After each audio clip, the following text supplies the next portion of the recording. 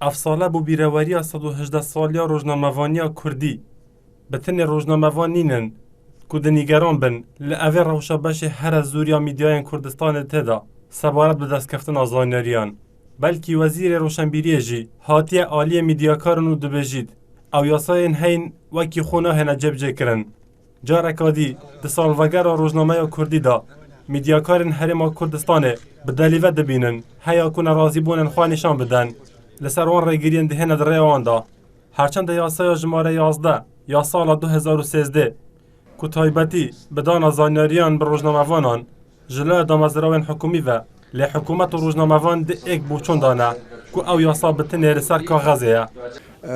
یاساکان کە دەرچوون کە تایبەتن بە بواری ڕۆژنامەگەری وەکو پێویست جێبەجێ ناکرێ کە ئەمە بەڕاستی جێگەی داخە و ئێمە وەکو وەزارەت هەوڵ دەدەین کە ئەم یاسانە بە تەواوەتی جێبەجێ بکرێ و زۆر جار کە باسی ئەوە دەکرێ مافی ڕۆژنامە نووس پارێزراوی بەڵێ ئێمە لە 100% لەگەڵ ئەوەین و هەموو هەوڵێکی دەدەین کە مافی پارێزراو بێ بەڵام زۆر بە کەمی بەڕاستی باسی مافی وەرگر دەکرێ.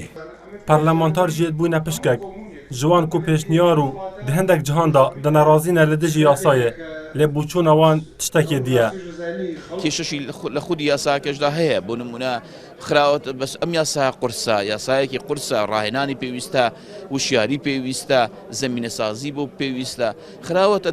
هەیئەی مافی مرۆڤدا کە ئەم هەیە ناتوانێت یاسا جێبەجێ بکە دەگەر بووچوونە وەزیر و پەرلەمانتاران سەبارەت بە یاسایە بەدەست ئێخستنە زانیاریان نەقیبێ سەندیکا ڕۆژنامەوانن کوردستانە دەبێژیت هەیە نەها حکوومەت و ڕۆژنامەنویس نەزانن چ ژە هەفتوو دەبێتن. تۆ ئەگە ملاحەزە بکەی ئەمڕۆ ئێستا ستا بریسکەکانم نەخوێنەوە سپێنی بریسکەکان بخوێنەوە هەرێک بریسکەی فەرمی و نافرمی هەرمێک بە جۆرێ باسی مێدیا دەکات هەرکەس بە جۆرێ تەماشای مێدیا دەکە بۆیە بۆ وەزیفەی مێدیا دەبێت قسە بکەین ئەم پێشلکاریەکە هەندێکی بەشێکی بە پەیوەندی بەوە هەیە کە ئێمە لێک حاڵی نەبووین تا ئێستا NRT بڕێوە چەند ژەدەران زانیە حکوومەتە هەرێما کوردستانی و فەرمانگەها میدیا و زانیاریە دەبزاوە پرۆگرامێکدانە کو پەیوەندیان دناڤەرە ڕۆژنامەوان و دامۆدەستگیهێن حکوومەتێدا بهێنە ڕێک ئێخستن و بدەست ئێخستنە زانیاریان بە سەناهیتر بهێتەکردن. ئەیاس عەبدوڵڵا NRT هەولێر